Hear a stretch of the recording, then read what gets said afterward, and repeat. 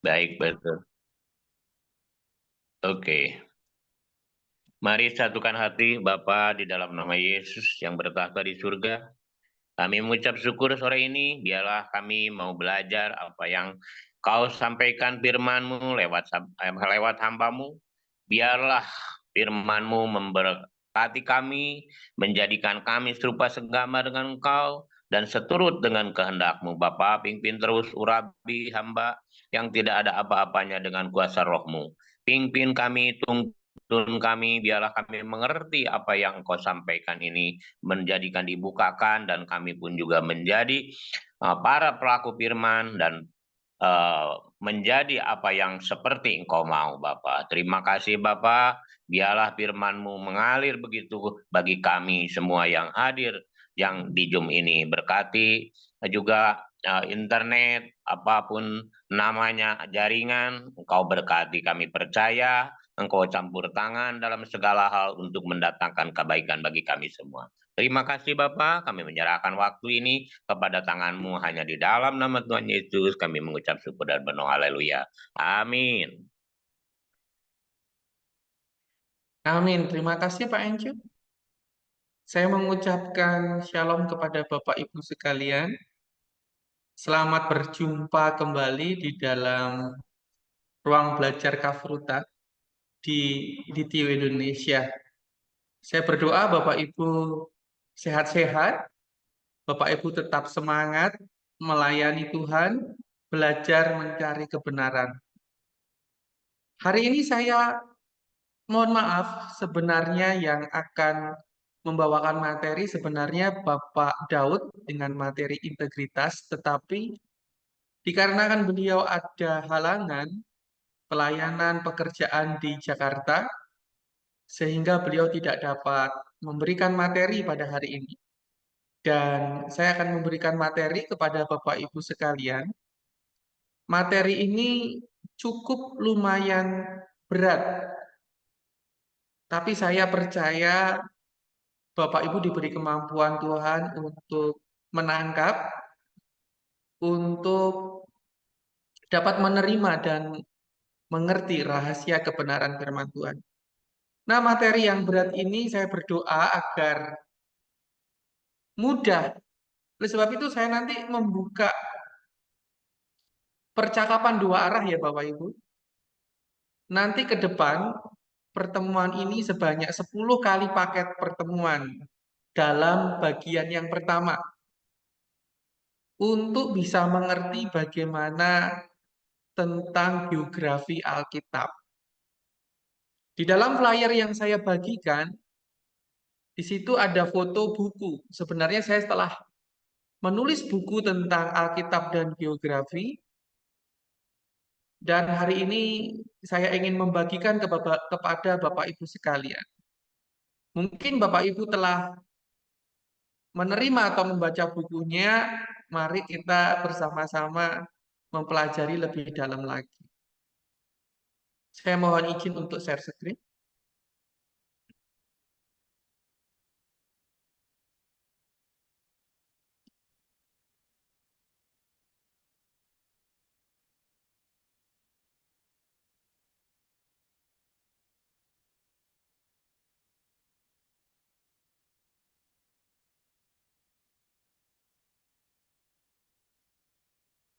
Bisa dilihat ya Bapak Ibu? Bisa Pak, Ferry Terima bisa. kasih. Bisa Terima Pak. kasih. Hari ini kita akan belajar mengenai Alkitab dan geografi. Kenapa penting Alkitab dan geografi? Nah, Bapak Ibu ini kasih Tuhan, setiap lembar Alkitab kita ini ada geografinya. Ada berita tentang geografi di setiap lembar Alkitab kita. Bahkan Bapak Ibu yang dikasih Tuhan, geografi ini sesuatu di balik tulisan, sesuatu di balik yang tertulis di dalam Alkitab. Di dalam lembaran yang kosong antara perjanjian lama dan perjanjian baru, Kalau Bapak Ibu membuka Alkitab, Bapak Ibu sekalian, Bapak Ibu akan melihat lembaran kosong antara Perjanjian Lama dan Perjanjian Baru. Di dalam lembaran kosong itu pun, di sana terletak geografi. Loh, kok bisa, Pak? Iya, geografi tentang masa intertestamental. Dan itu membutuhkan waktu sekitar 300 tahun. Bapak Ibu yang dikasih Tuhan, pelajaran tentang Alkitab dan geografi ini nggak ada di STT, itu nggak ada. Tetapi pelajaran ini dapat saya pelajari ketika saya belajar di Israel. Dan saya rindu Bapak Ibu juga diperlengkapi ke sana. Oleh sebab itu kita akan belajar dalam pertemuan pertama, dan selanjutnya kita akan ada 10 pertemuan.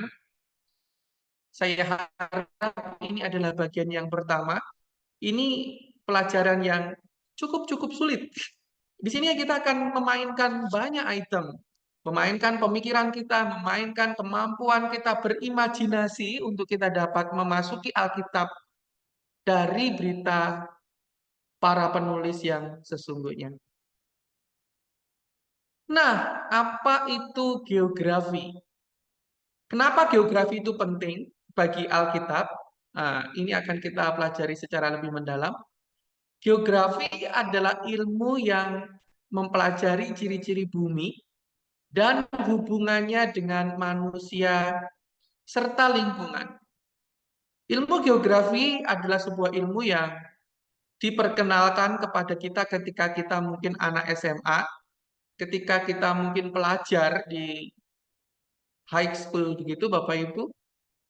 Tetapi ternyata pelajaran geografi ini juga penting bagi kita ketika kita memasuki Alkitab. Nah, apakah definisi geografi Alkitab?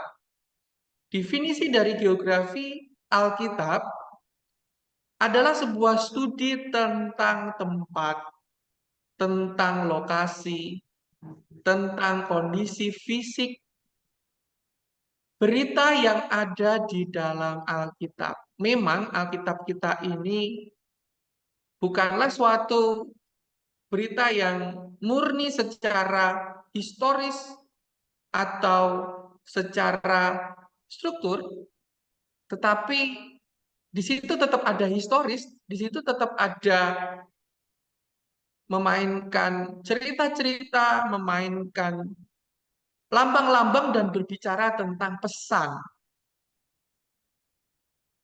Sehingga kita perlu sekali sebuah alat atau tools yang harus kita gunakan atau kacamata yang kita gunakan untuk kita bisa mendengar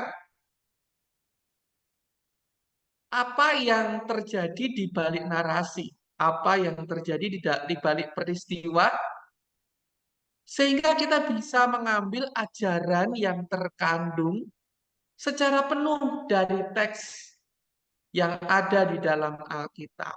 Itulah tujuan dari kita belajar tentang geografi Alkitab. Nah, geografi Alkitab ini akan membahas lokasi dan peta. Ya, mungkin tertutup dengan saya mundur sedikit. Lokasi dan peta. Apa itu lokasi dan peta? Iya, kita akan mengidentifikasi letak-letak geografi yang ada di dalam Alkitab, yang disebutkan di dalam Alkitab, baik dari peta modern bahkan sampai dulu. Sebab geografi ini berbicara tentang lokasi, dan Alkitab adalah buku yang ditulis beyond the time, sehingga kita harus mengiris irisan-irisan waktu. Sedangkan peta itu terus terupgrade. Peta zaman now berbeda dengan peta 100 tahun yang lalu, 1000 tahun yang lalu, 2000 tahun yang lalu, 4000 tahun yang lalu, tentu hal itu sangat berbeda. Dan berbicara tentang lokasi dan peta, ini termasuk kota-kota termasuk desa-desa, sungai,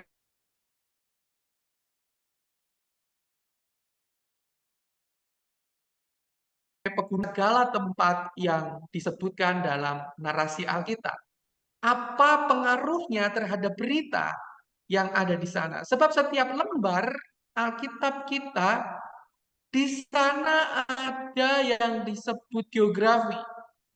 Selalu ada nama kota, selalu ada nama desa, suatu tempat, lingkungan, environment, komunitas, dan itu berbicara tentang sesuatu. Kemudian di dalam Alkitab dan geografi ini konsep utamanya adalah kita juga membahas kondisi alam.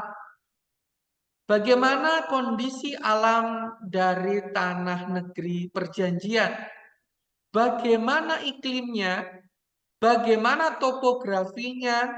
Bagaimana ekosistem wilayah tersebut? Sehingga kita bisa mempelajari bagaimana faktor alam tersebut mempengaruhi pola kehidupan masyarakat sehari-hari, sehingga pola kehidupan masyarakat sehari-hari itu membentuk sebuah paradigma, membentuk sebuah statement, membentuk sebuah kehidupan, dan itu merupakan nilai-nilai di dalam masyarakat waktu itu. Tentu nilai yang ada berkembang di Israel tidak sama dengan nilai yang berkembang di wilayah-wilayah yang lain. Dan tidak sama pula menurut waktu dan dalam teks Alkitab, kondisi alam ini kita akan lihat juga tentang pertanian, tentang bagaimana masyarakat Israel itu memperoleh bahan makanan, baik mereka bercocok tanam, mengembalakan domba, perikanan, perdagangan, itu akan mempengaruhi migrasi dan mempengaruhi bagaimana pola pikir pada masyarakat pada waktu itu dan mempengaruhi bagaimana berita-berita firman Tuhan yang ditulis oleh penulis-penulis Alkitab pada waktu itu. Selanjutnya menurut yang akan kita pelajari dari geografi Alkitab adalah sejarah dan arkeologi. Sangat-sangat bernilai dan itu memberikan muatan teologis tersendiri. Penggunaan temuan arkeologi dan beberapa catatan sejarah itu dapat memberikan kepada kita kontribusi yang luar biasa untuk memahami teks Alkitab. Penemuan-penemuan arkeolog itu akan membuat kita mengerti.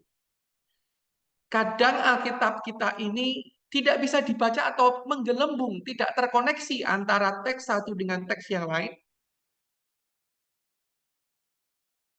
Tetapi melalui bantuan-bantuan bukti sejarah dan arkeolog, hal itu dapat disambung. Pasal-pasal itu dapat dibaca, sehingga kita bisa melihat tentang budaya dan kehidupan pada masa itu. Nah, di dalam geografi Alkitab kita juga akan mempelajari beberapa simbol-simbol teologis.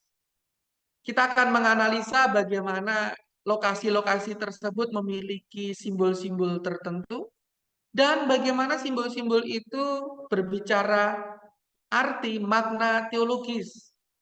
Misalnya, Yerusalem sebagai kota suci, Gunung Sinai sebagai tempat Musa menerima 10 perintah Tuhan. Nah, ini tempat disejajarkan dengan simbol, di mana Yerusalem suatu bangunan yang memiliki bait Allah yang berada di atas puncak Gunung Moria.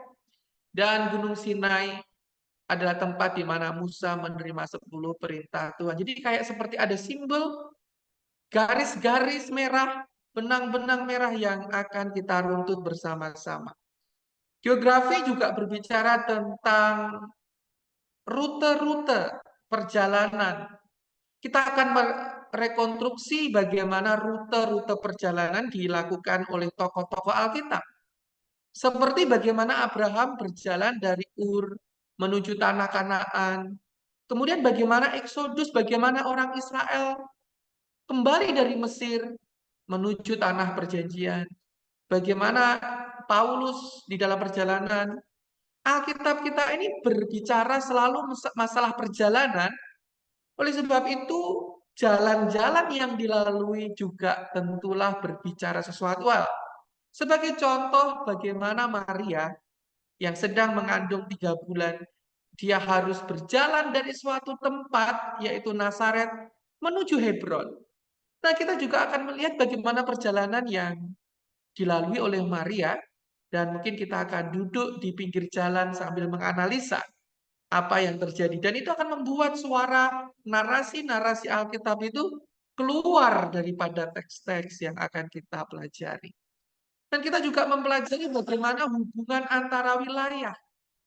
Studi tentang interaksi antar wilayah, misalkan wilayah itu adalah wilayah perdagangan. Yerusalem itu wilayah untuk orang beribadah. Tetapi Yeriko, Danau Galilea merupakan wilayah-wilayah politik, wilayah perdagangan. Dan bagaimana ketika wilayah itu diangkat dalam narasi-narasi Alkitab, di dalam pesan-pesan yang ingin disampaikan oleh para penulis. Dan kita juga ingin tenggelam dalam hubungan bagaimana Israel ini memiliki perdagangan dengan tetangga-tetangga sekitar, baik dengan negeri Mesir, dengan Babel, Asyur, Filistin, dan kita juga akan memahami bagaimana Ratu Sheba harus pergi dari tempatnya bertemu dengan Salomo, dan di sana akan kita melihat rahasia-rahasia yang dapat kita temukan dari sudut pandang geografi. Demikian mungkin paparan singkat kenapa kita perlu mempelajari konsep geografi ini. Dan konsep geografi ini sangat berat Bapak Ibu. Dan saya harap Bapak Ibu tidak terputus. Sebab kalau terputus Bapak Ibu akan lost. Dan kadang tidak bisa menyambungkan antara ini tadi kok bisa begini, gimana ya rumusnya gitu ya. Karena ini ilmu pasti yang ada rumusnya sehingga membutuhkan sesuatu hal konsentrasi. Nah, ada seorang tokoh yang luar biasa di Indonesia, kita sudah kenal dengan baik, yaitu Ibu Rita Wahyu, di mana Ibu Rita Wahyu memberikan sebuah statement atau quote, kekristenan sesungguhnya berasal dari timur. Ditulis oleh orang timur untuk orang timur, tetapi telah dibawa masuk Indonesia oleh orang barat. Ini memang sebuah perbedaan kebudayaan sehingga sangat mempengaruhi bagaimana para teolog-teolog Indonesia di dalam mereka menyajikan pesan kebenaran firman Tuhan kepada jemaat. Bagaimana mereka menghermeneutik, menyampaikan pesan. Dan ini sangat mempengaruhi apabila Bapak Ibu merubah posisi. Kita akan belajar sejenak hari ini. Perbedaan posisi itu sangat berpengaruh dalam pembacaan teks-teks Alkitab. Hal ini terjadi karena Alkitab ini beyond the time. Nah, Alkitab adalah beyond the time. Saya katakan Alkitab beyond the time karena kembali saya ingatkan Bapak Ibu, para penulis Alkitab adalah orang-orang yang memiliki latar belakang Ibrani. Mereka berstay di tanah itu atau bahkan tidak di tanah itu pada perjanjian baru. Tetapi mereka memiliki sebuah kebudayaan tanah negeri perjanjian. Dan mereka menulis berita itu untuk dapat dipahami oleh para pembaca pada hari itu. Tetapi mereka tidak dapat menduga bahwa tulisan mereka itu ada karya turut campur tangan Tuhan di situ. Sehingga apa yang mereka tuliskan di situ melompat dari sebuah tempat, melompat dari kebudayaan mereka dan sampai di dalam ruang kita masing-masing, di dalam tempat kita masing-masing. Nah, saya ada di Indonesia dan saya ada di Pulau Jawa dan saya ada di Kediri. Sedangkan Bapak Ibu ada di berbagai tempat yang terpisah. Walaupun kita sama-sama berbahasa Indonesia, Indonesia kaya akan budaya, Indonesia kaya akan ragam kebudayaan. Geografi ini sangat menentukan bagaimana kita berpola pikir, bagaimana kita bertindak. Mungkin saya yang ada di Jawa tidak sama dengan mereka Bapak Ibu yang ada di Medan, tidak sama dengan Bapak Ibu yang ada di Makassar atau di tempat-tempat yang lain. Kebudayaan sangat memberikan latar belakang di dalam pembacaan firman Tuhan. Nah, ada seorang ahli geografi terkenal yang lahir sekitar tahun 1815 dan hidupnya berakhir pada 1881. Dia adalah Stanley, Arthur Pinus Stanley dari Inggris, dari London, yang memberikan kajian tulisan tentang geografi tanah Alkitab, tanah Israel, dengan judul Sinai and Palestine.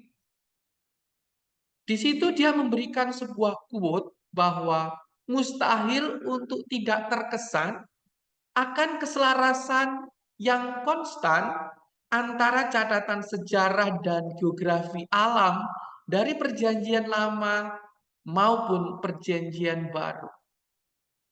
Seorang ahli geografi dari Inggris dan seorang teolog, dia seorang pendeta juga, telah membuktikan bagaimana geografi ini berbicara begitu dalam Perjanjian Lama dan dapat mewarnai pesan-pesan dalam Perjanjian Baru. Dan geografi di dalam Perjanjian Baru juga memberikan muatan-muatan teologis yang luar biasa.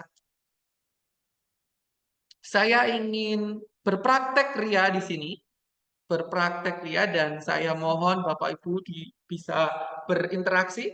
Ya, saya menghadirkan sebuah foto, ini kenangan saya, sebuah kenangan bahwa Tuhan mengizinkan saya berada di tempat ini. Ya, jadi Bapak Ibu dikasih Tuhan, gambar itu selalu memberikan sebuah konsep. Ya, gambar itu memberikan konsep. Nah, dari gambar yang Bapak Ibu dapat lihat, konsep apa yang Bapak Ibu dapat tangkap? Bagaimana saya lagi ada di suatu tempat, yaitu di Venesia, dan mungkin Bapak Ibu bisa lihat sejenak bagaimana kehidupan orang di Venesia waktu itu dengan kondisi mereka tidak ada jalan darat. Bagaimana makanan-makanan yang mempengaruhi lingkungan sekitar itu. Nah, ini apa ya? Gambar itu selalu memperkuat konsep. Sebenarnya gambar ini membuat saya geli ya Bapak Ibu. Di situ kalau Bapak Ibu tahu kota Venesia itu adalah suatu kota yang di bawah permukaan laut. Dan kota Venesia ini kalau Bapak Ibu pernah ke sana, mungkin saya juga ingin mempresentasikan tempat itu bahwa tentunya jalan-jalan itu bukan jalan yang mulus. Ya, Bapak Ibu, jalannya itu tidak mulus dalam arti bukan jalan datar. Nah, kalau Bapak Ibu lihat, saya lagi nyarter perahu gitu ya. Dan perahu ini kalau nggak salah harganya 150 euro. 100 euro itu berapa jam ya waktu itu saya lupa.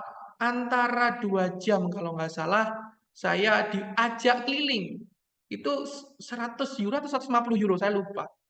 Nah, saya ingin mempresentasikan konsep apa? Bahwa saya sudah memprediksikan tempat ini tuh jalannya tuh sempit-sempit. Bapak Ibu lihat, saya membawa stroller di sini. Dan akhirnya stroller ini tidak berguna. Karena apa? Ya karena jalannya itu bagaimana saya bisa berjalan. Nah, stroller ini merupakan penderitaan saya ketika saya berada dalam liburan itu. Kenapa? Karena saya harus tenteng-tenteng stroller. Saya pikir anak saya ini saya daripada gendong dia, gitu ya. Jadi saya tinggal taruh di stroller dan saya tinggal dorong. Nah, Bapak Ibu, ketika saya berada di lokasi ini, jalannya begitu nggak enak. Sehingga stroller ini nggak berguna. Anak saya harus tetap digendong oleh istri saya, dan saya tetap harus membawa barang. Naik, turun, dan itu antara satu gedung dengan satu gedung lain itu ada kayak jembatan begitu. Jadi tidak nyaman sekali. Jadi harus membutuhkan waktu yang lama membawa anak kecil di sana itu sebuah perjuangan. Nah, Bapak Ibu bisa membayangkan bagaimana kehidupan masyarakat di sana.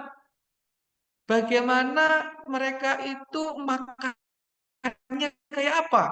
Ya mereka tidak punya pertanian, mereka tentu akan mendatangkan makanan di sana. Nah, kalau Bapak Ibu tahu foto banyak dan para wisatawan, sehingga saya kaget bahwa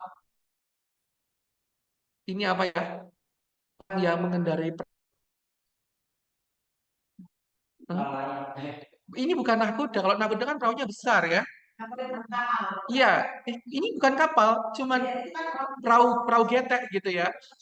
Nah, Pak sopir perahu, oke, Pak sopir perahu ini sebetapa kaget saya karena dia menguasai banyak bahasa. Ya, kalau Bapak Ibu berpikir pergi ke Eropa, orang pasti bisa berbahasa Inggris. Ternyata enggak. Negeri Eropa adalah suatu negeri yang sangat, apa ya, bahasanya itu enggak suka dengan bahasa Inggris malahan. Iya, ketika saya ada di Swiss, mereka malah bahasa daerah mereka masing-masing. Di Jerman, mereka nggak suka bahasa Inggris karena Jerman sama Inggris mungkin juga memiliki sebuah pertentangan-pertentangan dengan Belanda juga begitu ya. Jadi kacau. Tapi puji Tuhan mereka juga banyak mengerti bahasa. Nah, ini sebuah konsep bahwa orang yang tinggal di tempat wisata seperti ini, setidaknya mereka menguasai banyak bahasa. Bapak Ibu bisa bayangkan jika Bapak Ibu berada di tempat makan restoran mereka, ketika saya berhenti makan siang di sana, menu apa saja yang akan ada di dalam menu di dalam tempat makanan mereka adalah kerang-kerang, ikan-ikan, karena sekitarnya adalah tempat ikan. Ya roti-roti tipis-tipis begitu, tapi ikan-ikan ada di sana mewarnai menu-menu yang ada. Nah, kemudian ketika Bapak Ibu mengerti menunya, Bapak Ibu akan melihat warna musiknya. Musiknya, bagaimana warna musiknya, dan bagaimana mereka mencari uang. Mereka mencari uang tentu dengan pariwisata yang ada. Jadi tempat ini adalah suatu tempat yang terbuka. Masyarakat yang tinggal di sana itu terbuka dengan para pendatang baru. Orangnya itu welcome. Jadi ketika saya teringat waktu itu ketika anak saya capek, saya juga capek gotong-gotong stroller dan barang-barang. Ketika kita duduk di pinggir tempat itu, nampaknya orangnya juga ramah dan ibu-ibu yang jualan apa kayak toko cookies di situ itu memberikan kepada kami tempat duduk supaya kami bisa duduk padahal kami tidak beli cookiesnya. Karena bagi kami buat apa beli cookies yang sekian euro? Dan itu mahal bagi kami, Bapak Ibu. Nah, Bapak Ibu ini kasih Tuhan, itu membuat kita bisa mengerti bahwa gambar berbicara tentang suatu konsep. Konsep ekosistem tempat di mana gambar itu diambil, latar belakang kehidupan orang-orang di sana itu bisa digali. Kita bisa menggali dengan memberikan sebuah statement-statement seperti itu. Nah, mari Bapak Ibu gunakan analisa yang sama. Mungkin ini sebagai apa ya? Pemula gitu, pendahulu ya. Gunakan yang pertama bagaimana mereka hidup, bahasa mereka apa, bagaimana mereka itu terbuka dengan orang lain, bagaimana makanan mereka, terus bagaimana cara mereka berpakaian. Nah, ini kan tepi pantai ya. Memang waktu itu ya anginnya angin dingin sih. Ini karena saya perginya antara setelah Februari, jadi masih ada angin dingin sehingga kami harus pakai jaket kayak gini, tapi tidak double 3 karena memang tidak betapa dingin, cuman angin-angin aja. Tapi kalau siang dia sangat panas, ya sangat panas. Sehingga kalau orang-orang di sekitar ini kan, ya pakaiannya kalau panas tentu pakaiannya juga pakaian yang nyaman di tempat yang panas. Nah, tolong gunakan konsep-konsep yang ada seperti tadi, misal di dalam sebuah pemandangan yang suatu tempat yang lain. Ya, puji Tuhan saya juga diberi kesempatan Tuhan pergi ke Swiss. Ini suatu tempat yaitu Jungfraujoch, tempat tertinggi di negeri Swiss. Dan Bapak Ibu tolong, mungkin ada yang bisa on apa ini? On mic-nya dibuka. Bagaimana kehidupan orang-orang di sekitar di tempat ini? Bagaimana mereka, apakah tempat ini dikunjungi oleh banyak wisatawan? Apakah tempat ini orang-orangnya bisa berbicara dengan banyak bahasa? Apakah orang-orang di sekitar ini orang-orang yang terbuka atau justru orang-orang yang tertutup? Adakah yang bisa memberikan pemikiran-pemikiran, konsep-konsep orang-orang di sekitar tempat ini? Bagaimana mereka harus pakai baju? Bagaimana mereka harus pakai alas kaki? Nah, itu merupakan konsep yang sangat mendalam. Adakah yang bisa membuka mic? Saya persilakan. Mungkin audiens yang di tempat ini. Gimana? Apakah tempat ini banyak dikunjungi orang? Iya, tempat ini nggak banyak dikunjungi orang. Orang paling sepi tempat ini. Sepi sekali. Ketika saya berada di sini sekitar jam 2 siang. Jam 2 siang itu sepinya minta ampun. Pada waktu yang bersalju. Nah, Bapak Ibu yang dikasih Tuhan, masyarakat di sana itu saya pikir bisa bahasa Inggris, ternyata nggak bisa. Saya beli-beli sama mereka pun, saya ternyata tersesat, seperti tersesat di tengah hutan. Bahasanya adalah bahasa Tarsan. Kami hanya menyodorkan dengan menunjuk sesuatu begitu, tanpa mengerti mereka ngomong berapa rupiah, berapa nilainya, mereka memberikan sebuah nilai, ya kita tinggal eh, tap begitu ya, karena pembayaran memakai tap begitu. Tapi ada suatu tempat juga yang agak masuk, mereka tidak bisa membayar menggunakan kartu atau tap, mereka menggunakan Swiss franc. Jadi kami waktu itu juga harus menukar uang, nggak bisa membayar dengan US dollar, tapi juga harus membayar dengan Swiss franc atau mata uang setempat. Jadi tempat ini begitu tertutup, masyarakat di situ begitu tertutup, masyarakat yang nggak bisa menerima orang dengan baik, makanannya pun juga makanan yang membuat hangat badan. Waktu itu waktu siang, nah saya ingin sedikit berbagi, karena ini terus terang ini pengalaman bersama ya, pertama kali berada di tempat bersalju, di mana anak saya itu masih kecil, sekitar usia 2-3 tahun waktu itu. Nah, istri saya pagi-pagi itu sudah memasak. Dia bangun pagi jam 3, jam 4 itu karena perjalanan kami kan ingin menikmati lokasi ya. Istri saya ini sudah bontot makanan untuk di jalan anak saya.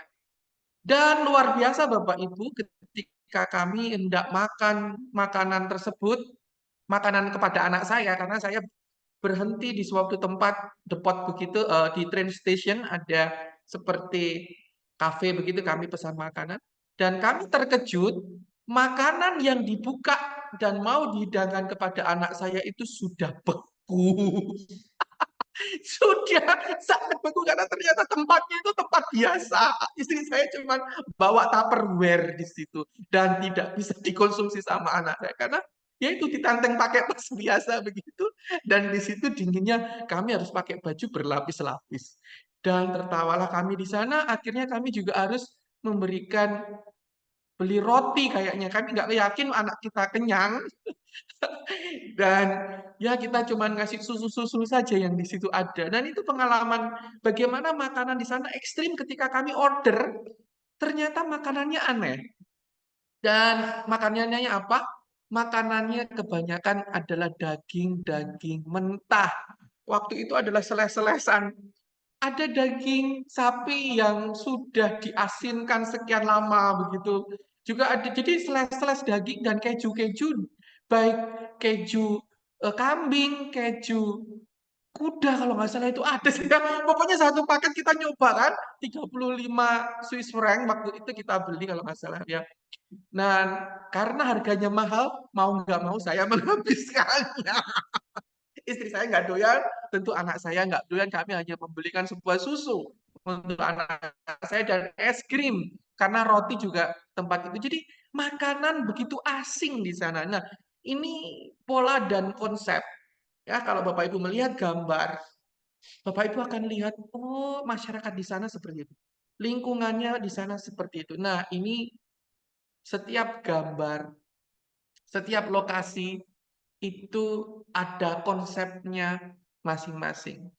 Nah, sekarang konsep tentang budaya ini sangat erat. Geografi juga berbicara khususnya tentang sosial budaya, apalagi sosial budaya dunia ya. Kita sedikit belajar sedikit tentang sosial budaya dunia, padahal seperti yang saya sampaikan kepada Bapak Ibu, saya yang orang Jawa, mempunyai istri orang dari Makassar, budaya sudah berbeda. Saya ngomongnya halus, dia ngomongnya keras teriak-teriak gitu mungkin ya. Bagi dia itu sudah halus, bagi saya itu kayak orang marah-marah begitu Bapak. Nah, itu padahal yang ada di Indonesia. Nah, ini budaya dunia. Nah, orang Cina apabila memberi hadiah harus memberi hadiah dengan dua tangan sebagai bentuk penghormatan. Jadi seseorang yang menghormati seseorang untuk memberikan hadiah, dia memberikan dengan dua tangan. Apabila diberikan satu tangan hadiah itu sangat menghina atau memberikan sesuatu yang kurang layak. Sedangkan di Indonesia kalau kita memberi kepada sesama kita, ya sudah diuncal. Kalau perlu ya cukuan dewe begitu ya, ambilin sendiri. Tetapi orang Cina tidak. Beberapa daerah itu mereka kalau memberikan sesuatu itu memberikan dengan tangan dua. Nah, Bapak Ibu yang dikasih Tuhan, kalau Bapak Ibu diberi kesempatan ke Jepang, dan puji Tuhan beberapa waktu yang lalu, saya juga diberi kesempatan pergi ke beberapa tempat di Jepang. Dan di Jepang itu terkenal dengan mie, dengan makanan mie begitu. Nah, ketika orang Jepang makan mie dan menyatakan bahwa mie itu enak, yang makan itu ditandai dengan menyeruput makanan itu menggunakan suara. Srup, srup, srup gitu ya. Nah, Bapak Ibu bisa bayangkan orang Jepang itu memberikan penghargaan bahwa makanan lezat dengan cara ketika memakan makanan itu menimbulkan bunyi-bunyian. Nah, kalau kita orang Indonesia, coba kita makan terus kita itu mengeluarkan kecap-kecap. Saya ingat orang tua saya akan ngomong bahwa saya ini kayak itu apa bu babi bukan babi itu apa kayak sapi aja kalau makan bunyi kan gitu ya. Orang Indonesia coba orang Indonesia kalau makannya bunyi kan gitu kan rasanya itu kayak kurang sopan gitu. Nah, Jepang berbeda. Jepang akan menghargai kalau makanan itu dinikmati dengan cara berbunyi.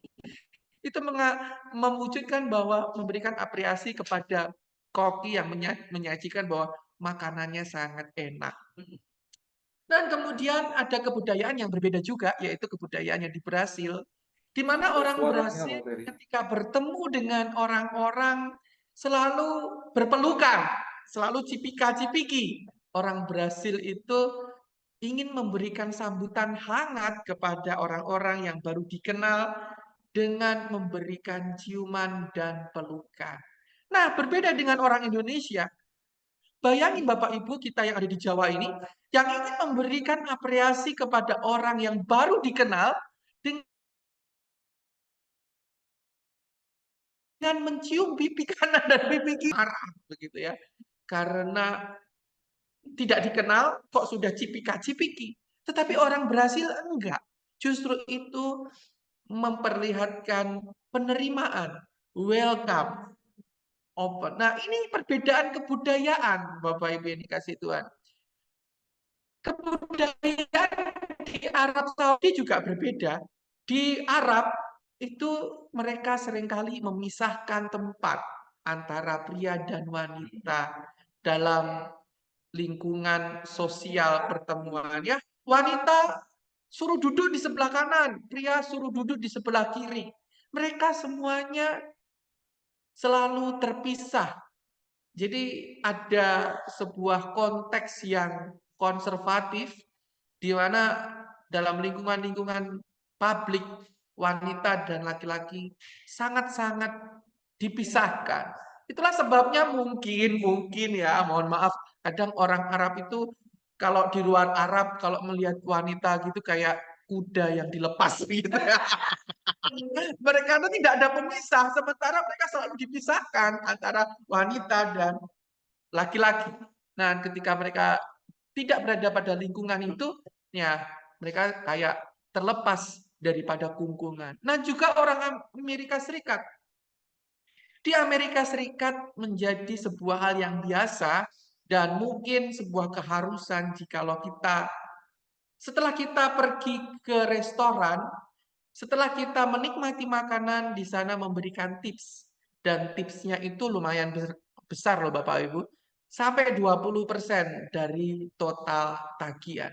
Nah, di Amerika Serikat itu mereka itu apa ya? Pelayan itu mempunyai kedudukan yang sama. Mereka berterima kasih telah dilayani dengan baik. Berbeda dengan orang Indonesia. Orang Indonesia itu adalah pembeli adalah raja. Jadi sak mena-mena kita raja ya, kita berkuasa atas makanan yang disajikan ya sudah. Karena kita raja, yang lain itu bukan raja, babu. Jadi ya budak gitu ya. Tapi kalau orang Amerika mereka menghargai hak asasi dan menghormati luar biasa. Nah, juga orang Rusia memiliki sebuah kebudayaan yang berbeda.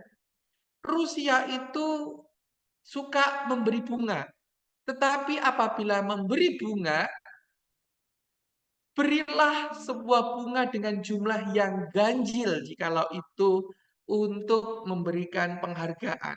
Coba bunga yang diberikan berjumlah genap, itu memiliki suatu pesan bahwa Anda akan segera mati, begitu ya. Kalau diberikan bunga kasih sayang, tetapi ternyata bunga yang diberikan jumlahnya 2, 4, 6, kelipatan genap, itu namanya bunga yang dibawa ke tempat pemakaman.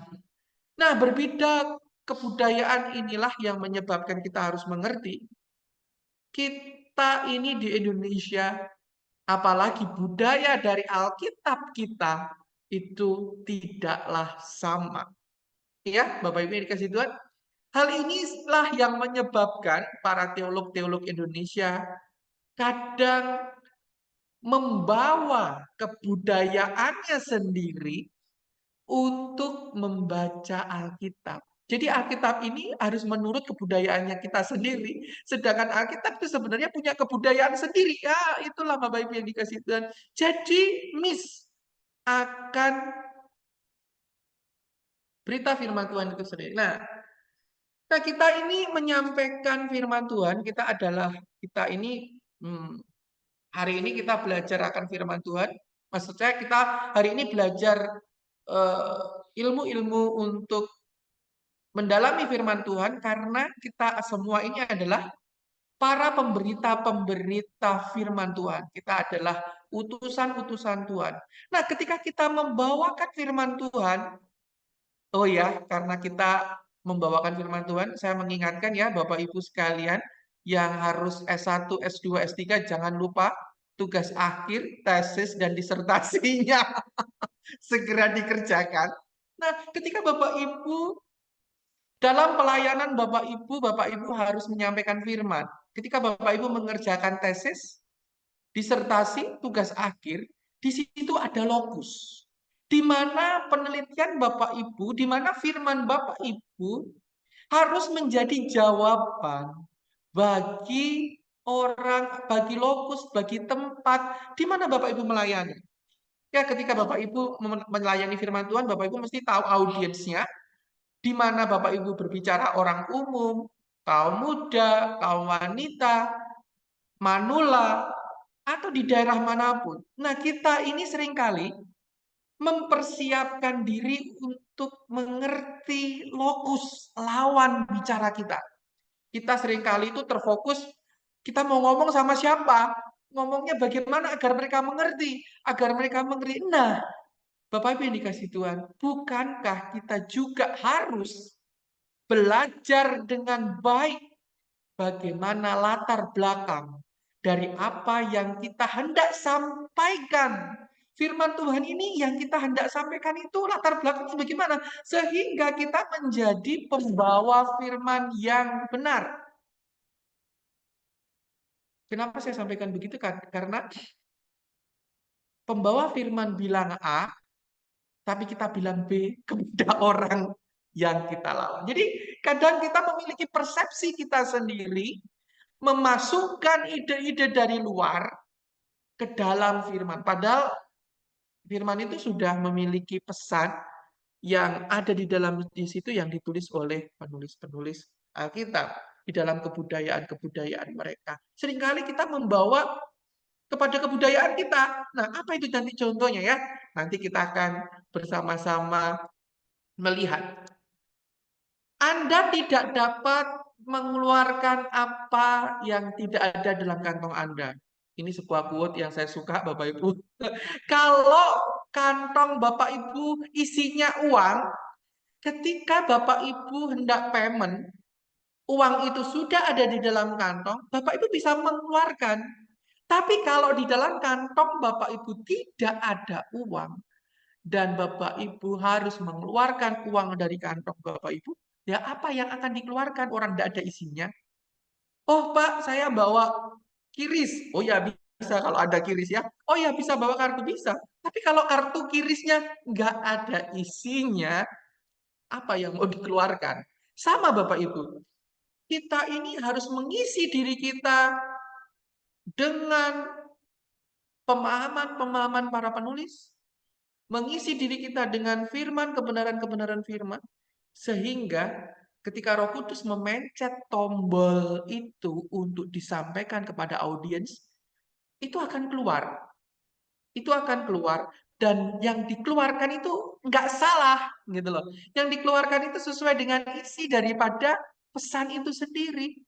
Nah, bagaimana jika nggak ada isinya itu gimana gitu? Mau apa yang dikeluarkan kan gitunya. Nah, ini agak sedikit susah. Ini kita masuk pada level selanjutnya. Bapak Ibu ini kasih Tuhan. Ketika kita belajar membaca, ya, ini adalah apa? Pelajaran membaca yang saya dapat dari anak saya, dari kertas anak saya, belajar membaca.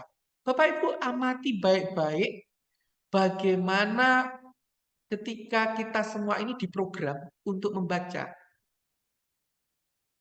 Sepatu.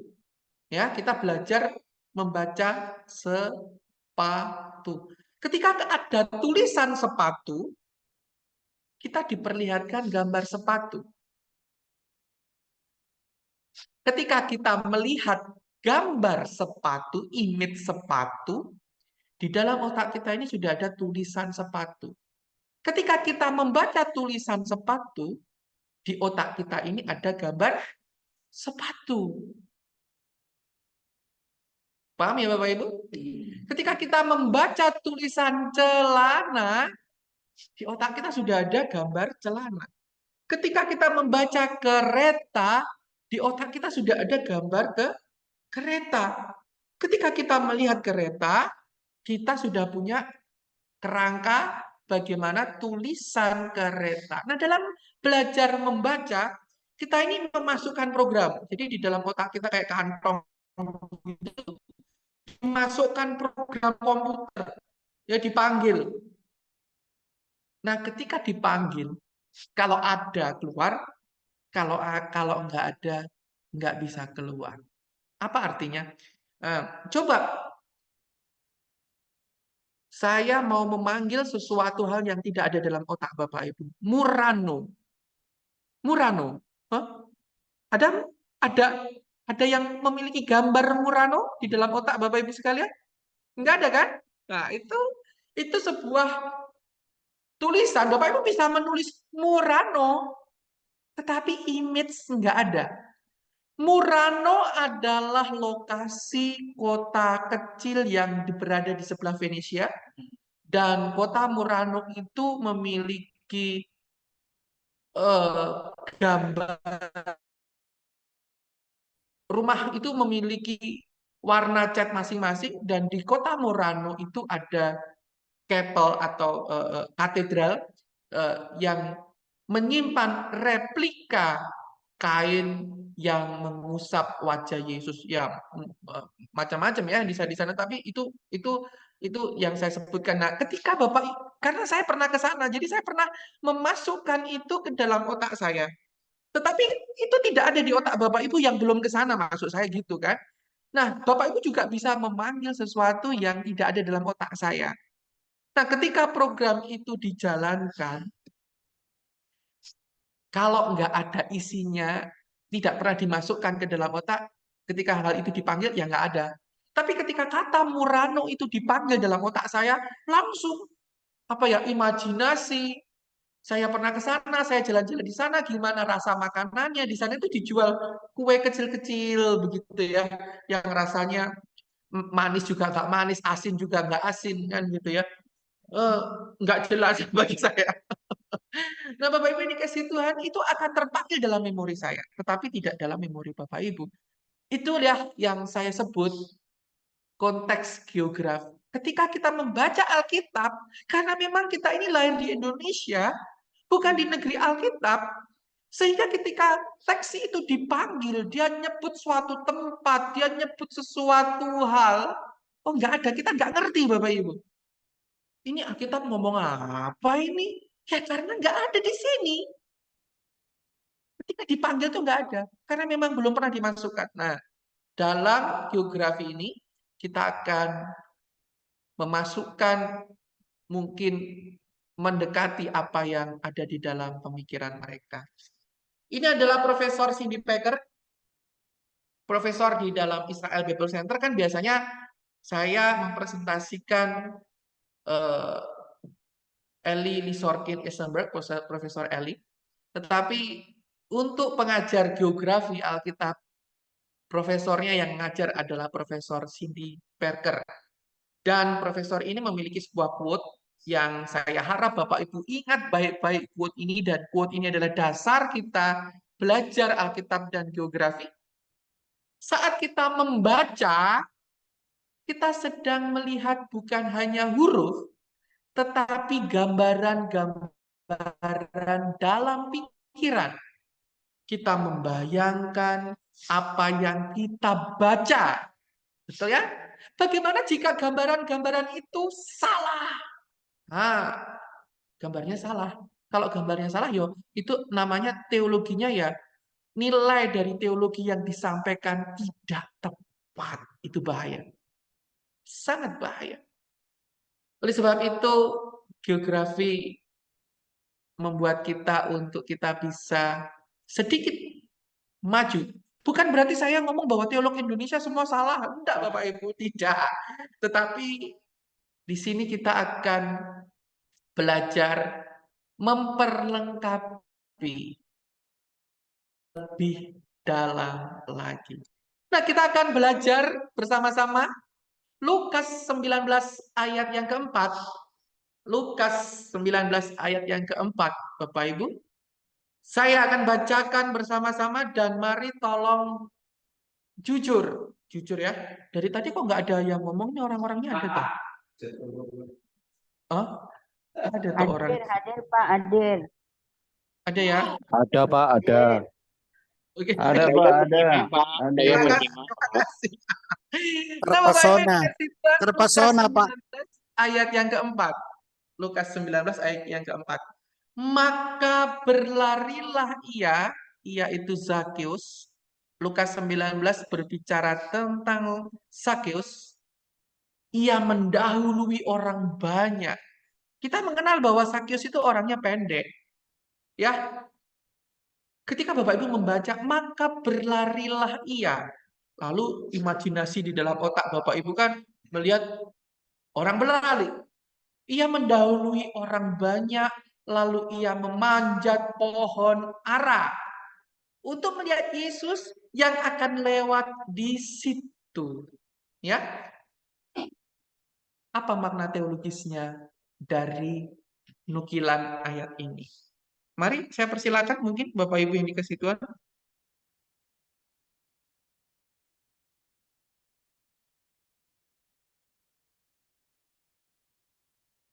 Apa makna teologis dari Ada. berita ini? Monggo, ada yang ingin menyampaikan? Saya persilakan.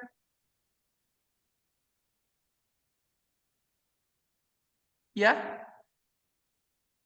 Nah, Bapak Ibu yang dikasih Tuhan, oke. Kalau Bapak Ibu belum ada yang bisa menyampaikan sesuatu, saya ingin Bapak Ibu bermain imajinasi sekarang. Ketika Bapak Ibu membaca Lukas 19 ayat 4,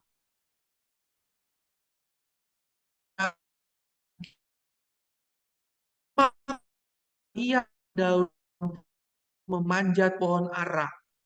Nah, guru-guru sekolah minggu yang ada di sini memanjat pohon ara untuk melihat Yesus yang akan lewat di situ. Apakah seperti ini yang ada di dalam gambar pemikiran Anda? Ketika Zakeus memanjat pohon ara. Hah? Pohonnya besar? Besar. Ya. Oke. Karena dipanjat supaya bisa melihat orang banyak. Tadi kan ngomongnya ia mendahului orang banyak untuk melihat Yesus.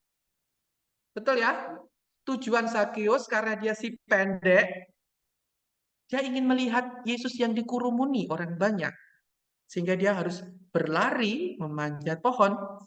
Dan ketika Bapak Ibu berpersepsi selama ini memanjat pohon ara di tempat tinggi untuk melihat Yesus, ini yang mungkin membawa sebuah pengajaran teologi-teologi yang mungkin selama ini disampaikan. Di mana Zakeus si pendek berlari naik ke pohon ara. Tidak dibilang pohonnya tinggi, tidak dibilang pohonnya pendek. Karena apa? Di situ sudah ada kata petunjuk pohon ara. Petunjuknya di sana pohon ara. Nah, si penulis ini sudah mengerti bahwa orang-orang di tanah Israel sudah seringkali melihat pohon ara seperti kita seringkali melihat pohon pisang. Kalau di Indonesia banyak pohon pisang. Jadi kalau ngomong pohon pisang sudah ada dipanggil di sini, udah tancap. Nah, orang-orang di sana nantinya ada pohon ara. Ketika pohon ara itu dipanggil dalam pembaca Israel, mereka udah tahu. Tetapi kalau itu dipanggil di kita, pohon ara, nah kita akan mungkin mempresentasikan bahwa wah kan kalau memanjat di tempat tinggi berarti Zakeus kan tinggi gitu loh. Ya dia naik ke atas supaya dia bisa lihat dan Yesus bisa melihat dia. Nah, Bapak Ibu yang dikasih Tuhan, di dalam bahasa aslinya adalah Sukomorean fig tree. Nah, Sukomorean fig tree ini, pohon ara ini, atau dalam bahasa Ibrani-nya adalah te'enah, pohon ara dalam budaya Yunani dan budaya Israel. Nah, kita Gunakan persepsi budaya untuk membaca Alkitab. Ini akan memperkaya kita. Adalah pohon ara itu sering disebut. Aduh, sebentar. Pohon ara itu adalah apa ya? Mohon maaf ini tadi. Ini gara-gara ada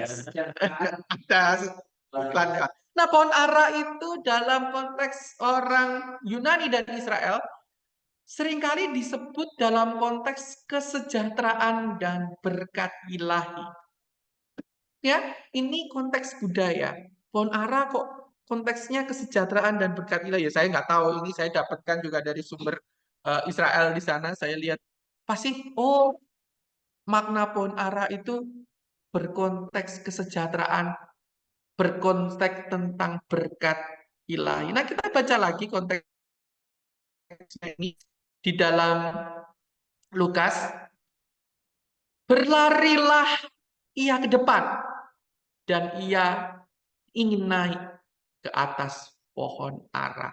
Jadi Zakius ini ingin berlari memanjat. Lukas ingin memberikan sebuah teologi nilai pesan secara rohani bahwa ini loh hidupnya Zakius. Orang yang berorientasi atas kesejahteraan. Orang yang mencari kesejahteraannya sendiri gitu ya. Tetapi ketika dia berlari, dia ingin juga mencari berkat ilahi. Di mana dia ingin melihat Yesus. Usaha yang keras dari seseorang yang kerdil. Nah, seseorang kerdil adalah seseorang yang mungkin berbicara tentang orang yang tidak memiliki pertumbuhan. Orang kerdil, orang pendek, itu artinya apa orang pendek? Orang pendek itu artinya dia berumur 20 tahun, tetapi tingginya masih tingginya anak SD, anak TK. Itu berbicara tentang kerohanian. Bagaimana rohani Bapak Ibu sekalian seharusnya sudah jadi profesor, doktor, tetapi kok masih anak kelas SD. Mungkin sekilas gitu ya. Mohon maaf nih, saya cuma bergurau aja. Nah, Bapak Ibu dikasih Tuhan, Zakius ini dia berlari memanjat pohon kesejahteraan, memanjat mencari berkat ilahi untuk bertemu dengan Yesus. Ya, Bapak Ibu ini kasih Tuhan. Disinilah letak apa ya? Letak kekayaan daripada filosofi yang dapat memperkaya kita untuk menarik sebuah teologis. Kemudian Bapak Ibu, satu hal kita akan berbicara geografi. Inilah pohon ara. Kalau Bapak Ibu mengikuti apa ya? Perjalanan ke Israel, mengikuti tur-tur Israel, pohon ara yang ada di dalam gambar Bapak Ibu adalah pohon ara yang dipanjat Zakius menurut orang-orang Israel di sana. Jadi kalau Bapak Ibu pergi ke Israel, inilah pohon yang katanya dipanjat Zakius. Pertanyaan saya, pohon ini umurnya berapa ya? Oh, bukan ratusan loh, ribu. Nah, kalau pohon berusia ribu, dia mesti kan besar. Nah, Bapak Ibu lihat, ini pohon besarnya cuma segitu-gitu. Berarti pohonnya Zakius itu besar apa kecil? Ya kecil.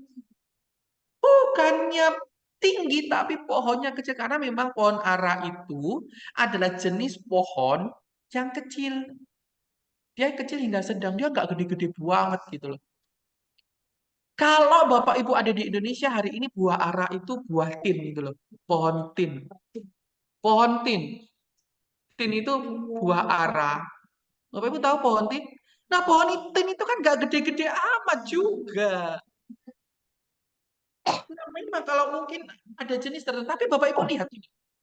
Pohon ara, pohonnya itu nggak gede. Ya ini gede, maksudnya ini udah katanya umurnya udah ribuan seumur pohonnya Zakius. Berarti Zakius itu kan orang pendek yang memanjat pohon pendek. Nah, inilah gambar yang sesungguhnya yang harus Anda persepsikan. Orang pendek memanjat pohon pendek. Orang kerdil memanjat pohon kerdil. Orang yang hidupnya kerdil mempunyai keterbatasan kemampuannya yang cuma kerdil.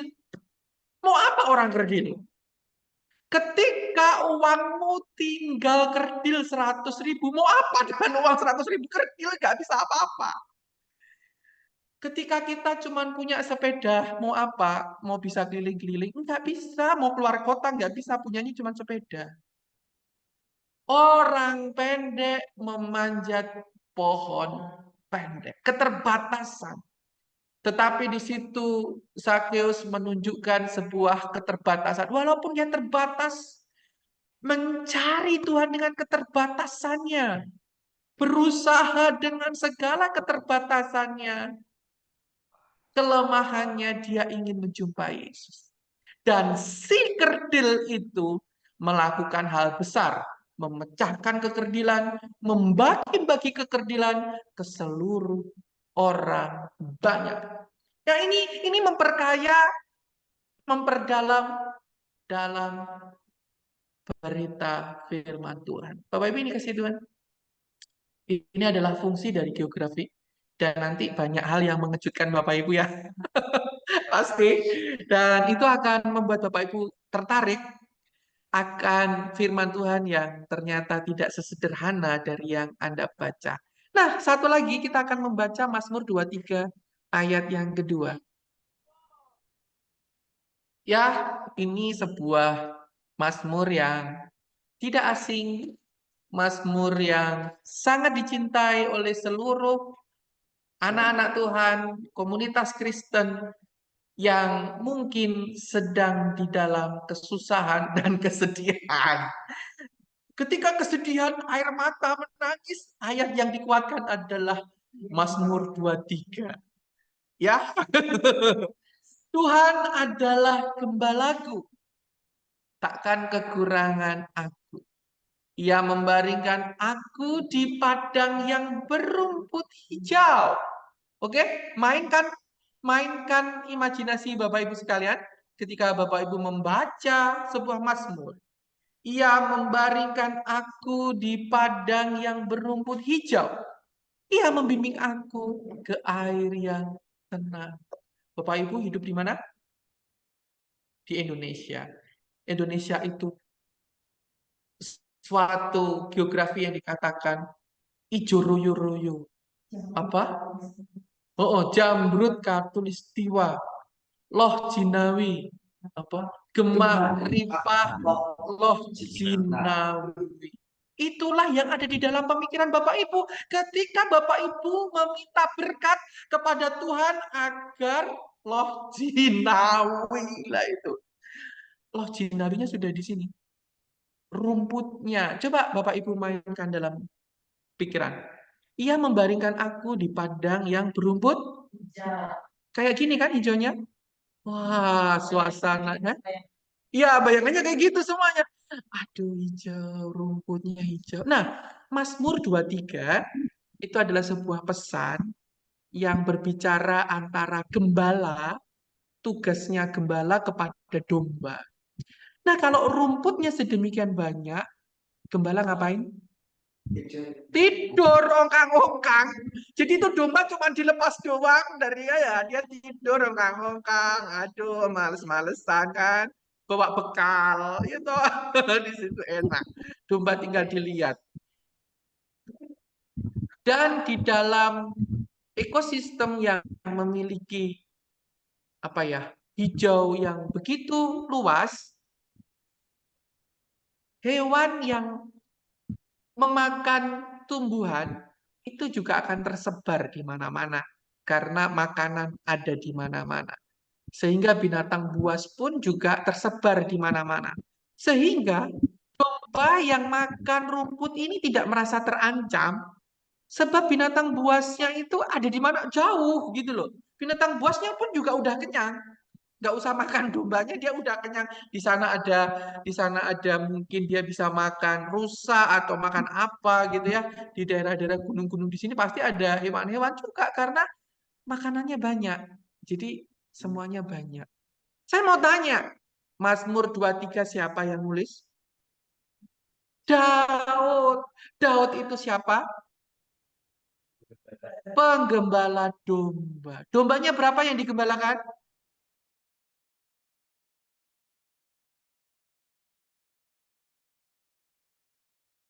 23 apa ya? Orang Kristen bikin selipan Alkitab dengan Mazmur 23.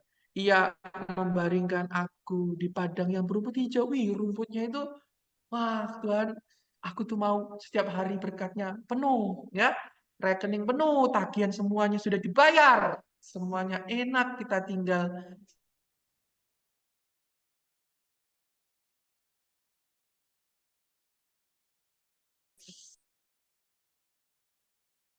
makan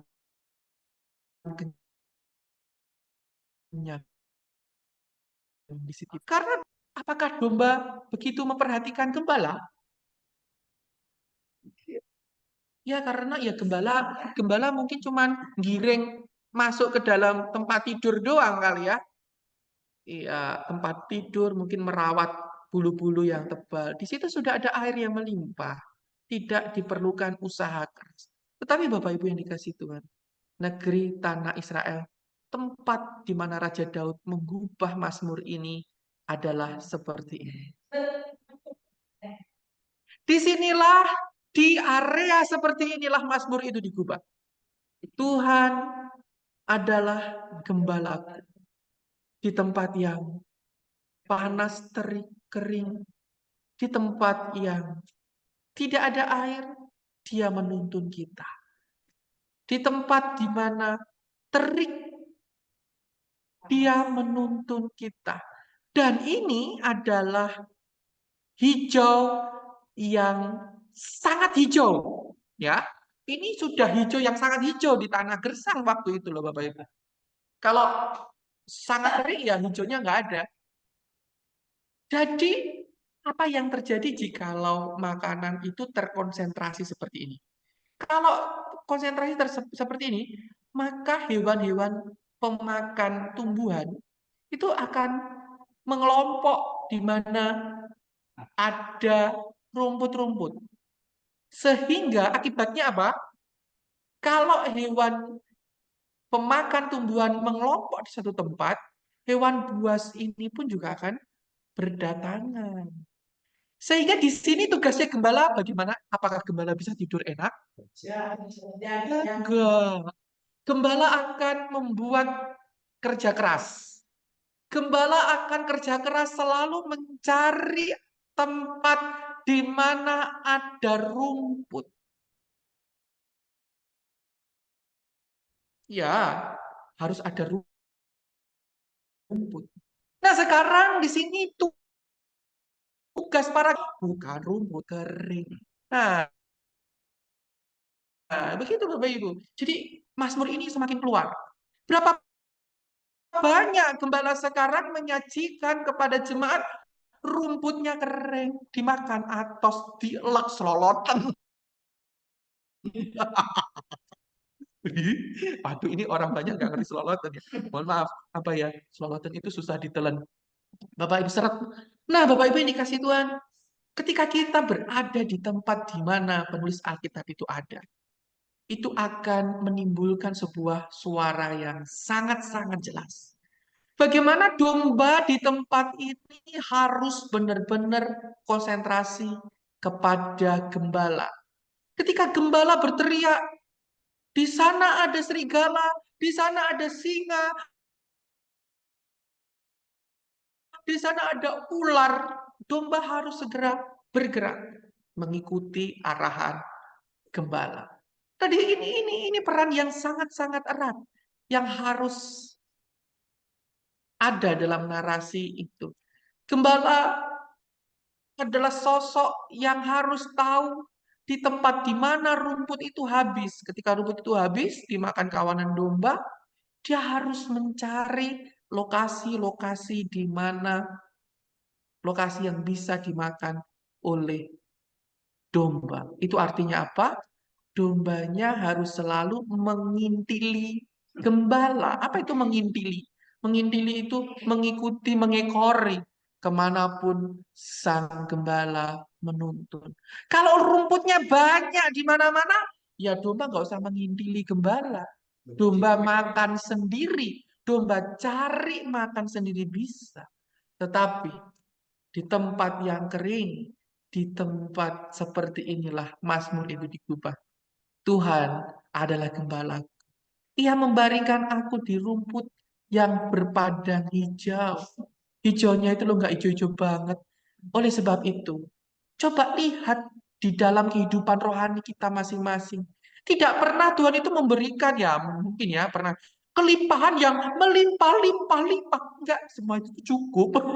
Cukup dimakan satu hari. Ya cukup. Cukup buat beli mobil mewah. Cukup buat beli naik helikopter. Lah ya cukup. Ya kecukupan Tuhan itu luar biasa bagi kita. Cukup. Cukup. Segala sesuatu yang Tuhan sediakan itu cukup. Air yang diberikan itu juga airnya cukup. Dan itu membuat setiap hari domba harus makan. Setiap hari kita bisa makan. Bukan sesuatu yang melimpah ruah, tetapi sampai hari ini kita bisa ada karena kita diberi makan oleh Tuhan. Nah, ini peran antara gembala menjadi tajam. Apa yang terjadi dalam teologi kita saat kita menempatkan geografi dan gambaran yang sama seperti yang penulis maksudkan. Apa peran gembala dan domba dalam geografi yang sesungguhnya tersebut? Dan apa hubungan domba kepada gembala dalam geografi yang tepat? Nah, itu yang tujuan kita belajar geografi. Nah, ini lagi daripada teologis. Karena selama ini Bapak Ibu yang dikasihi Tuhan, banyak orang dalam membaca Alkitab itu selalu mencari nilai teologis sepintas. Bapak Ibu kalau membaca Alkitab itu ya pasti pesan Tuhan ya cuma langsung dibaca ceret gitu ya. Lupa bahwa yang dibaca itu terkait dengan orang. Orang yang dibaca itu merupakan tokoh yang nyata. Misalkan Petrus, penjala ikan. Itu tokoh yang nyata. Di tempat yang nyata, dengan konteks budaya yang ada pada saat itu, kondisi politiknya mempengaruhi, dan segala kebudayaan, kondisi lingkungan sangat mempengaruhi. Seperti misalkan gini, kondisi lingkungan yang mempengaruhi secara kecil. Misalkan lingkungan saya kecil siapa? Lingkungan kecil saya adalah istri dan anak saya, keluarga saya. Apabila lingkungan kecil saya tidak mensupport saya dalam pelayanan, ya saya berarti nggak bisa melayani. Jadi lingkungan kecil ini mempengaruhi. Nah, lingkungan saya ini mensupport saya untuk melayani Tuhan, sehingga saya bisa membagikan firman Tuhan kepada Bapak Ibu. Nah, itu yang dimaksud dengan konteks lingkungan. Apa yang didukung? Apa dukungan sekitar? Apa yang dimaksud? Kenapa Zakius di dalam Lukas? Zakius adalah orang yang ada di Yeriko. Nah, kenapa Yeriko selalu dihubungkan dengan Lukas menuliskan bahwa Zakius di dalam Lukas pasal itu tadi dalam ayat yang kedua kalau nggak salah dikatakan Zakius adalah pemimpin pemungut cukai. Nah, kenapa pemungut cukai atau berita orang buta itu ada di kota Yeriko? Yeriko. Nah, ini ada pesan di balik itu, dan Bapak Ibu yang dikasihi Tuhan, pesannya juga adalah saya lagi nulis berita orang buta. Ini promo lewat ya Bapak Ibu ya. Nah, Tuhan kasih saya banyak penyingkapan tentang berita orang buta yang keluar dari kota Yeriko. Nah, Yesus memainkan berita-berita itu kepada murid-muridnya juga menyingkapkan rahasia-rahasia di sana, dan saya mempersembahkan untuk pelayanan. Dan di TU Kafruta bukan berarti tidak memerlukan sesuatu. Zoom yang Bapak Ibu nikmati merupakan hasil daripada buku ini nanti untuk pembiayaan Zoom ke depan. Nah, jikalau Bapak Ibu belum order buku tersebut, silakan hubungi. Hubungi siapa? Yang di bawah nggak ada. Dihubungi pengurus. Kan di situ sudah ada ya. Terima kasih, iklannya sudah lewat. Nah, Bapak Ibu dikasih Tuhan. Gambaran di dalam pikiran Anda sangat mempengaruhi nilai dari teologis ajaran yang Anda sampaikan. Bagaimana jikalau gambaran di dalam pikiran Anda itu salah? Bagaimana kalau gambaran di dalam pikiran kita gak pas? Nah, itu nilai dari teologis yang Bapak Ibu akan sampaikan amat sangat terpengaruh dari pola pikir tersebut. Nah, Alkitab dan geografi dan Alkitab akan membawa kita kepada gambaran yang ingin penulis gambar. Hari ini saya mempresentasikan kepada Bapak Ibu, kita sudah punya media Zoom. Kita punya media, ada picture, ada tulisan, di sini ada voice yang Bapak Ibu bisa dengar, dan mungkin YouTube nanti bisa sesuatu yang bergambar. Tetapi para penulis Alkitab pada saat itu, dia tidak punya segala teknologi hari ini. Mereka hanya bisa menulis. Dan di dalam tulisan itu, mereka memberikan gambar. Nah, kalau saya menggambarkan itu kan tadi kan pakai picture ya, kondisi sesungguhnya seperti ini loh tempatnya, apalah dan sebagainya. Setiap penulis itu kan pengangkat berita. Kabar Injil itu kan pemberi. Anda ini saya kabar untuk membeli persembahan kan saya kasih kasih kasih image, kasih cuplikan di sini. Nah, penulis Alkitab itu juga gitu, Bapak Ibu. Dalam memberikan gambar pesan, dia itu menulis pakai tulisan, nggak pakai the picture. Dan karena di dalam tulisan tersebut, dia sebenarnya menyajikan picture, menyajikan suara, dan itu hanya dipahami oleh masyarakat saat itu. Dan kita tidak memahami. Oleh sebab itu, melalui geografi, melalui pelajaran Alkitab, kita akan mendalami, memasuki dunia-dunia ya, make adventure dalam Alkitab Bapak Ibu sekalian. Oke? Terima kasih saya memberikan ruang tanya jawab. Tuan, saya serahkan kepada moderator.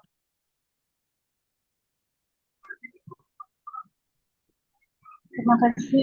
Mungkin terima kasih. Selanjutnya kita akan membuka sesi tanya jawab. Kami persilakan buat teman-teman yang ingin bertanya, boleh raise hand terlebih dahulu.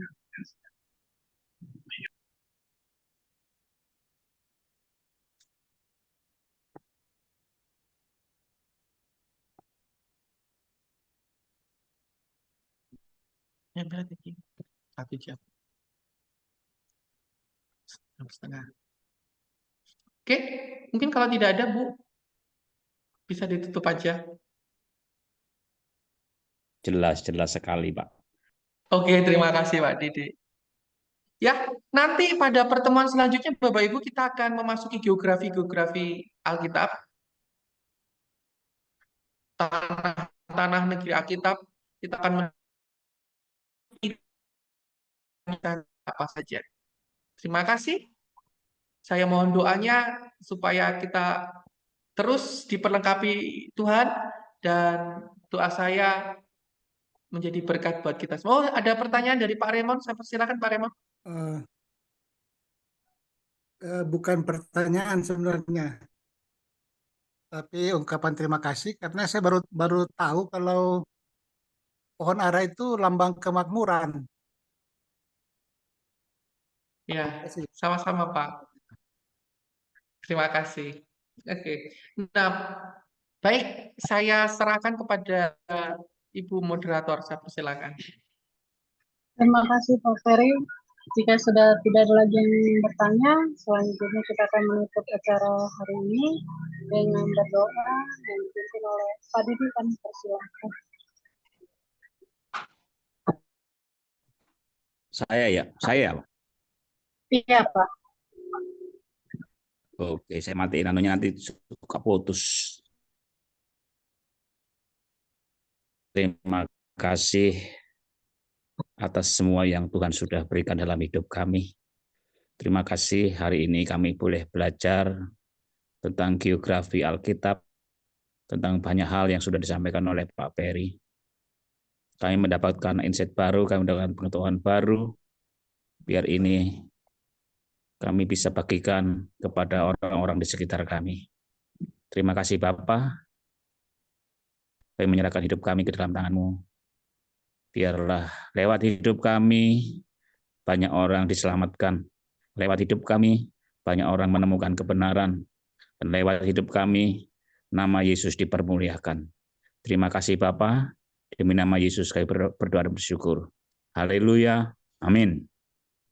Amin. Terima kasih Pak Ferry Amin. ya. Terima kasih Bapak Ibu. Tuhan Yesus Terima kasih berkati. Pak Ferry. Terima kasih. Terima kasih Terima kasih Pak Ferry, thank you. Amin.